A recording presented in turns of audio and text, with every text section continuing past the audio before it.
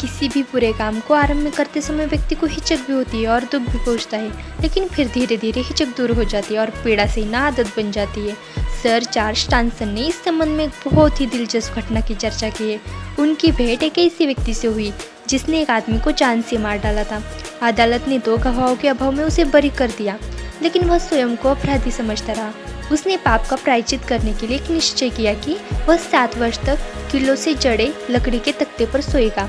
आरंभ में तो उसे उन नुकीले किलों पर सोने में बेहद तकलीफ महसूस हुई, लेकिन फिर धीरे धीरे नुकीले किलों की चुभन उसकी आदत में शामिल हो गई और उसी पर सोने में उसे आनंद आने लगा। उसी किलों की चुभन महसूस ही नहीं होती थी। 7 वर्ष के बाद जब उसका प्रायश्चित पूरा हो गया तो उसने किलों से जड़ा बिस्तर छोड़ दिया और आरामदेह बिस्तर पर सोने लगा, लेकिन उसे रात भर नींद न आती।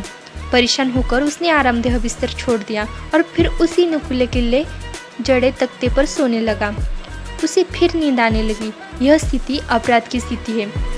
आरंभ में अपराध एक नुकीले किलों से भरे बिस्तर के समान मालूम होता है, लेकिन जब धीरे धीरे नुकीले किलों से जड़े बिस्तर पर सोने की आदत पड़ जाती है तो उसे रत्ती भर भी कष्ट नहीं होता।